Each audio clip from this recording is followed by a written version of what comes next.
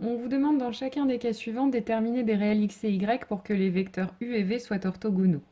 Alors, u sera orthogonal à v si et seulement si on a vu que leur produit scalaire est nul. Alors, leur produit scalaire, on va le calculer en faisant produit des abscisses, donc x fois 2, 2x, plus produit des ordonnées, donc 1 fois 0, 0, plus produit des cotes, donc moins 5 fois 2, moins 10. Et donc ça doit être égal à 0. Donc vous avez une petite équation à résoudre, donc ça vous fait 2x égale 10, et donc x égale 5. Donc ça, c'est pour le premier cas. Ensuite, deuxième cas, donc même travail, hein, U sera orthogonal à V si et seulement si le produit scalaire est nul, c'est-à-dire ici produit des abscisses 2 fois Y, 2Y, X fois moins 2, moins 2X, et moins 3 fois 4, moins 12, égale à 0. Donc ça revient éventuellement à écrire que y, 2y pour commencer, est égal à 2x plus 12, ce qui revient à dire que y est égal à x plus 6. Donc là, on vous demande des réels, donc à vous d'en choisir qui vérifie cette condition. Donc par exemple, on peut choisir, si on prend x égale 0 par exemple, il faut prendre y égale 6 pour que l'égalité soit vérifiée. Et enfin, dernier cas, même chose, donc pour que U soit orthogonal à V, il faut donc que le produit scalaire soit nul, donc produit des abscisses, moins 3 fois moins 2, moins 6, produit des ordonnées, 1 fois moins 5, moins 5, produit des cotes, x fois y, donc plus xy, il faut que ce soit égal à 0, ce qui équivaut à dire que xy doit être égal à moins 6, moins 5, moins 11, je passe de l'autre côté, doit être égal à 11. Donc par exemple, on peut prendre x égale 1 et du coup, pour que le produit fasse 11, il faut prendre y égale 11 par exemple. Alors, on vous donne les coordonnées de 3 points. Il faut montrer que le triangle ABC est rectangle en A. Alors ici, ce qu'on peut faire pour montrer qu'un triangle est rectangle, en fait, c'est un triangle qui a un angle droit. Donc ce qu'on peut faire, c'est de montrer que deux vecteurs, parmi tous ceux qu'on peut construire avec les points A, B et C, sont orthogonaux. Donc là, je vous ai déjà calculé les coordonnées des vecteurs AB et AC. Donc maintenant, je vais calculer leur produit scalaire pour voir si ce sont ceux-là qui sont orthogonaux. Donc je fais le produit des abscisses, donc 1 fois 0, plus le produit des ordonnées, donc moins 1 fois moins 3, plus le produit des cotes, donc moins 3 fois 1. Et je trouve 0. Donc AB et AC sont orthogonaux. Et donc, le triangle ABC est rectangle en A. Maintenant, on vous demande de donner une mesure en radian à 10-2 près des angles autres que l'angle droit de ce triangle. Donc, on peut commencer déjà par déterminer la mesure de l'angle B. Alors pour ce faire, en fait, on va utiliser l'autre formule du produit scalaire qui utilise justement dans sa formule l'angle en B. Donc cette formule du produit scalaire, hein, on calcule le produit scalaire BA BC et ça nous donne la longueur BA fois la longueur BC fois le cosinus de l'angle BA BC. Et donc, l'idée, c'est ici d'aller déterminer cet angle-là. Donc, ce qu'on va faire, c'est qu'on va essayer d'isoler le cosinus de BABC. Donc, il va falloir déterminer toutes les autres quantités. Donc, la longueur BA, la longueur BC et le produit scalaire BABC. Donc, pour déterminer le produit scalaire BABC, donc j'ai besoin des coordonnées du vecteur BA. Ça, on a déjà calculé les coordonnées du vecteur AB, donc ce sera l'opposé. Donc, moins 1, 1, 3. Et j'ai besoin aussi des coordonnées du vecteur BC. Donc 1, moins 2, 2. Et B, 2, 0, moins 2. Donc finalement, les coordonnées du vecteur BC, ce sera -1, -2, 4. Donc finalement, notre produit scalaire, ça va être produit des abscisses -1 fois -1, plus produit des ordonnées 1 fois -2, plus produit des cotes 3 fois 4. Maintenant, la longueur BA.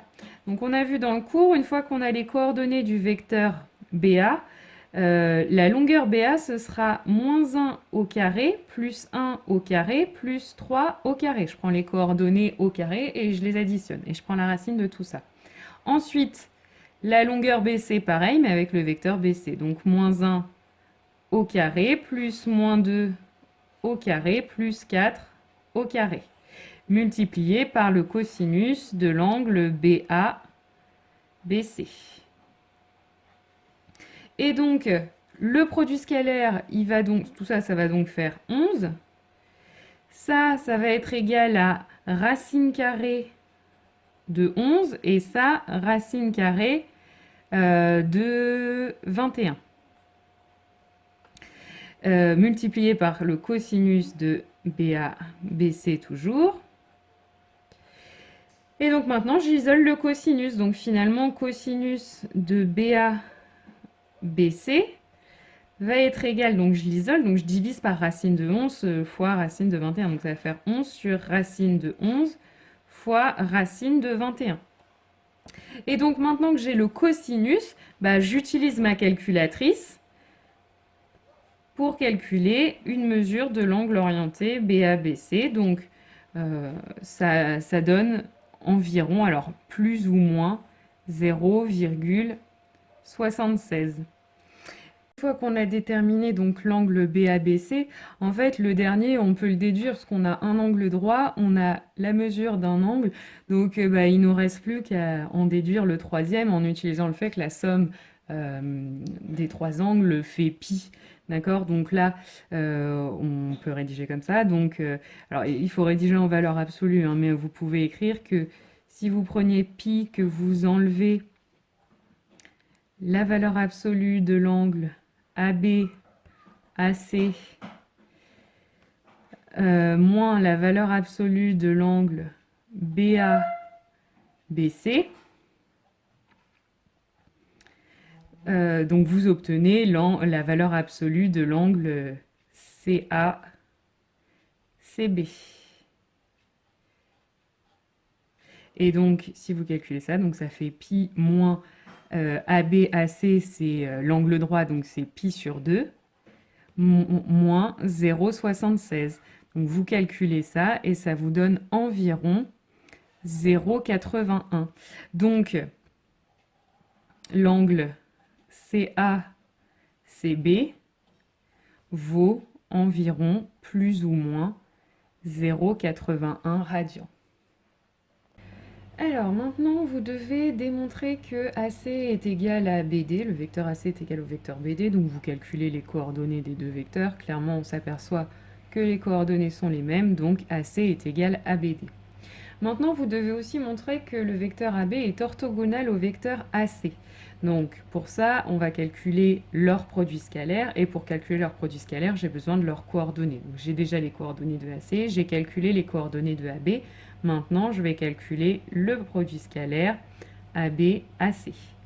Donc on fait encore une fois le produit des abscisses, 3 fois -6, plus le produit des ordonnées, 10 fois 3, plus le produit des cotes, 3 fois -4, on calcule, on trouve 0.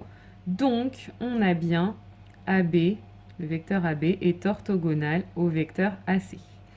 Ensuite, on vous demande quelle est la nature du quadrilatère ABDC. Donc attention à bien mettre vos lettres dans l'ordre. Et donc, on sait déjà que le vecteur AC est égal au vecteur BD. Donc, ce vecteur-là est égal à celui-ci. Donc, ça veut dire déjà que on sait que le quadrilatère est au moins un parallélogramme. Donc, ABDC est un parallélogramme.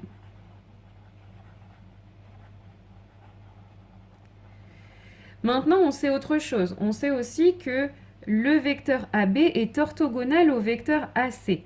Donc le vecteur AB orthogonal au vecteur AC, on a donc un angle droit ici. Donc AB orthogonal à AC. Donc si on a un angle droit dans un parallélogramme, c'est qu'on a un rectangle. Donc ABDC pardon, est un rectangle. Et enfin, maintenant, ça pourrait aussi être un carré. Donc pour le vérifier, faut calculer. Donc là, on est dans un parallélogramme, donc on sait qu'au moins ces deux longueurs-là sont égales. Celles-ci sont égales aussi, on est même dans un rectangle, donc on a au moins ça. Maintenant, pour vérifier si c'est éventuellement un carré, il faut calculer la longueur AB. AB, la longueur.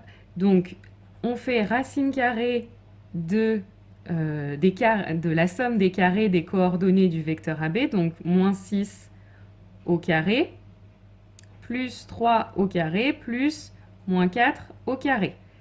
Ça fait racine carrée de 61. Et je vais calculer la longueur AC pour voir si elle ne serait pas égale. Donc la longueur AC, pareil, je prends la somme des carrés des coordonnées de AC. Donc 3 au carré plus 10 au carré plus 3 au carré. Et donc ça nous fait racine de 118. Donc ABDC n'est pas un carré. Donc c'est un rectangle et c'est pas plus que ça.